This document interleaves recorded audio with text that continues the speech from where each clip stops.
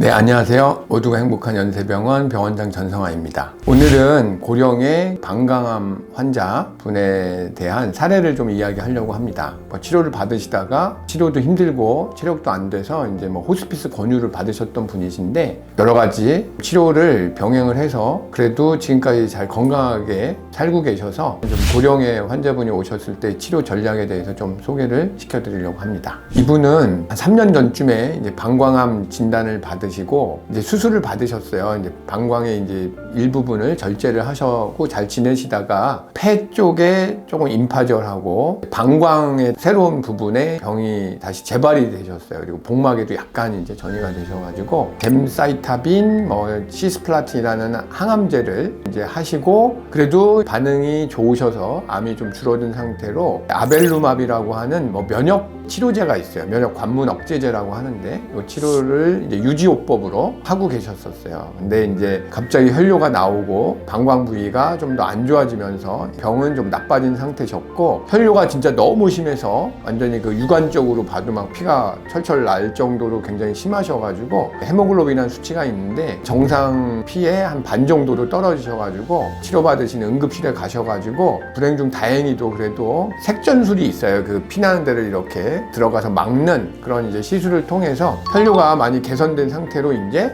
저희 병원에 오신 분이십니다. 피도 많이 나고 항암 치료도 힘들고 하시다 보니까 항암 치료에 대한 거부 반응도 좀 있으시고 또 연배도 한 82살 정도 되신 분이셔가지고 더 이상 치료를 받지 않겠다. 대학병원이 설명도 안 해주고 불친절하고 기껏 치료했더니 좋아진 것도 없다 이런 식으로 이제 좀 오해를 하셔가지고 치료 받으시는 대학병원에는 이제 안 가시겠다고 하셨던 분이세요. 그래서 일단은 빈혈 수치도 많이 떨어지고 좀 이제 항암도 힘들으셨고 이런 거를 이제 잘 이제 좀 힘들지 않게 영양제라든지 이런 걸 주면서 체력을 좀 많이 만들어 놓고 요즘에는 신약들이 많이 개발이 되어 있습니다. 그래서 파드셉이라는 약이에요. 이게 이제 요즘에 좀 많이 나오는 약인데요. 세포독성 약과 그 다음에 항체, 표적으로 이끄는 그런 항체 같은 거를 결합시키는 그런 약인데요. 마침 이런 약들이 이제 방광암에서 사용할 수가 있어가지고 이런 약에 대해서 설명을 드렸고 또 환자분이 그래도 치료를 받겠다고 그렇게 이제 하셨던 분입니다.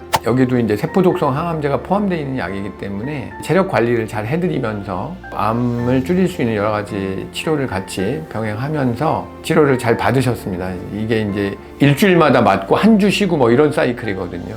근데 부작용이 약간 저리고 이런 신경 독성이 좀 있는 약이에요. 아무래도 이제 피곤할 수도 있고 이런 건데 이제 어떻게 잘 견디시면서 이제 항암을 하셨고 그 중간 평가에서 찍은 CT에서 그래도 다행히도 약간 줄어든 커지지 않는 소견을 보이셨어요. 그래서 그런 걸로 유지가 되면서 이제 새 사이클까지 진행을 했습니다. 그러니까 새 사이클이라는 건 3개월을 진행을 하신 거죠. 그래서 이제 다시 CT를 이제 찍었는데 좀 유감스럽게도 폐에 있던 임파절이 좀 커졌어요. 그래가지고 방광에 있는 병변은 거의 비슷했는데 폐가 좀 커져가지고 일단은 항암을 더 진행하지 않기로 했어요. 그렇게 하고 이제 좀 힘들지 않은 여러 가지 암을 줄이는 고주파 치료나 고농도 비타민C 이런 거를 좀 병용을 하고 있었는데 그러고 나서 이제 한 2달 정도 뒤에 그 CT를 이제 2개월 후에 찍었는데 사실 크게 기대를 안 하고 찍었어요. 왜냐하면 파드셉이라고 하는 약을 이제 중단을 했고 또 세포독성 약을 하기에는 연세가 많으셔가지고 그래서 사실 크게 기대 안 하고 이제 중간 점검 한번 해보자 보호자분도 사진이 어떻게 되나 궁금하다 그래서 이제 큰 기대 안 하고 찍었는데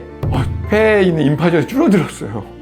참 신기하다. 왜 항암을 좀 가장 중요한 치료를 중단했는데도 불구하고 암이 다시 줄어들었어요. 그래서 이게 그러면 고농도 비타민C나 고주파의 역할이냐? 이 치료는 사실 그 파드셉하고 같이 병행을 했었던 치료거든요. 이제 항암은 사실 중단해도 반응이 이렇게 좀 뒤에 나타나는 그런 지연성 반응이 있어요. 딜레이드 리스판스라 그래서 이제 그런 것들이 사실은 많이 보고되어 있는 건 아니지만 좀 몇 케이스에서 보고가 된 경우가 있어요. 어쨌거나 우리가 이분이 다시 좋아진 거는 파드셉의 지연성 반응이 있었다라고 생각할 수도 있고 아니면 이런 이제 고농도나 고주파 이런 치료들이 같이 파드셉하고 영향을 주면서 또 그리고 이제 체력을 키우는 서포티브 케어를 잘 하면서 또 암이 줄어든 그런 찬스가 좀 있지 않았을까 물론 이제 왜 그런지는 정확하게 알 수가 없고, 또 이거는 이제 일반화하기 어려운 거죠. 지금 뭐 이렇게 치료를 했다고 해서 모든 분한테 다 적용이 되는 건 아니겠지만, 어떻든 고령의 환자에서 이렇게 좀 좋아진 케이스가 있었습니다. 그래서 연세가 많다라고 하는 것이 어떤 치료의 걸림돌이 되지는 않을 수도 있습니다. 그전에도 잘 이렇게 다니고 하셨던 그런 체력 상태 같은 것도 중요하고, 앞으로 선택할 수 있는 여러 가지 굉장히 신약들이 많이 나오기 때문에 그런 것들에 대해서 주치의 교수님들하고 잘 상의를 하시면 더 삶을 좀 건강하면서 좀 더 오래 살 수 있는 기회를 또 잡을 수 있지 않을까 하는 생각에서, 이런 또 하나의 뭐 그냥 우연적인 일일 수도 있겠지만 이런 것도 좀 소개를 시켜드리고 했습니다. 그래서 너무 이렇게 지레짐작으로 뭐 연세 많으니까 치료하면 더 힘들다 이런 거는 조금 선입견이실 것 같고요. 요즘에는 좋은 부작용 없는 약들도 많이 나오고 있으니까 체력을 잘 관리하면서 치료를 받으시면 또 좋은 결과가 또 올 수도 있다는 거를 오늘 좀 말씀드리고 싶었습니다. 혹시 궁금한 점이나 의문점이 있으시면 댓글 달아주시면 그거에 대해서 제가 아는 한에서 잘 또 말씀드리도록 하겠습니다. 감사합니다.